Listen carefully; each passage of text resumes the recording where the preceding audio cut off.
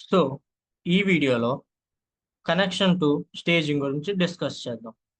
దానికన్నా ముందు మనం అసలు స్టేజింగ్ ఏరియా ఎన్ని రకాలో తెలుసుకుందాం. స్టేజింగ్ ఏరియా అనేది రెండు రకాలు. ఒకటి ఎక్స్టర్నల్ స్టేజింగ్, రెండు ఇంటర్నల్ స్టేజింగ్.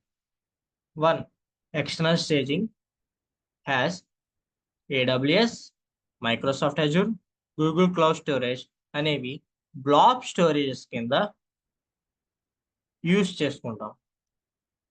బ్లాబ్ స్టోరేజెస్లో మనం ఎక్స్టర్నల్ డేటాని లోడ్ చేసుకుని ఆ లోడ్ చేసిన డేటాని మనం ఎక్స్టర్నల్ స్టేజింగ్లోకి లోడ్ చేస్తాం. అదే ఇంటర్నల్ స్టేజింగ్కి వచ్చేదానికి ఈ బ్లాబ్ స్టోరేజ్ అనేది స్నోఫ్లేక్ ద్వారానే మేనేజ్ చేయబడుతుంది. ఎందుకంటే మనం ఎక్స్టర్నల్ డేటాని స్నోసిఎల్ఐలోకి లోడ్ చేస్తాం. స్నోసిఎల్ఐ అనేది స్నోఫ్లేక్ ద్వారానే మేనేజ్ చేయబడుతుంది. సో ఇప్పుడు కనెక్షన్ టు ద ఎక్స్టర్నల్ స్టేజింగ్కి ఎలా జరుగుతుందో తెలుసుకుందాం. ఈ బ్లాక్ డయాగ్రామ్లో this is the blob storage. AWS, Google cloud storage, Microsoft అజూర్లో మనం ఎక్స్టర్నల్ డేటాని లోడ్ చేసుకుంటాం.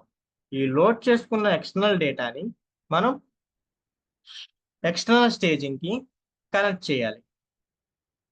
దానికోసం మనం ఇంటిగ్రేషన్ ఆబ్జెక్ట్ని యూజ్ చేస్తాం. ఇంటిగ్రేషన్ ఆబ్జెక్ట్స్ యూజ్ చేయడం వల్ల బ్లాబ్ స్టోరేజ్కి ఎక్స్టర్నల్ స్టేజింగ్కి మధ్య సెక్యూర్ కనెక్షన్ అనేది ఏర్పడుతుంది. స్టేజింగ్ ఆబ్జెక్ట్ కూడా యూజ్ చేయొచ్చు, కానీ స్టేజింగ్ ఆబ్జెక్ట్స్ యూజ్ చేయడం వల్ల మనం సెక్యూర్ కనెక్షన్ అనేది క్రియేట్ చేయలేం. స్టేజింగ్ ఆబ్జెక్ట్ అనేది unsecure connection in external staging only. అదే మనకి ఇంటర్నల్ స్టేజింగ్ వచ్చేదానికి ఇంటర్నల్ స్టేజింగ్లో బ్లాబ్ స్టోరేజ్ ఏరియా అనేది స్నోఫ్లేక్ ద్వారానే మేనేజ్ చేయబడుతుంది. కాబట్టి మనకి ఇక్కడ ఇంటిగ్రేషన్ ఆబ్జెక్ట్ అనేది అవసరం ఉండదు. అందువల్ల స్టేజింగ్ ఆబ్జెక్ట్ యూజ్ చేసుకుని మనం బ్లాబ్ స్టోరేజ్కి ఇంటర్నల్ స్టేజింగ్కి మధ్య సెక్యూర్ కనెక్షన్ అనేది క్రియేట్ చేసుకుంటాం. Thank you.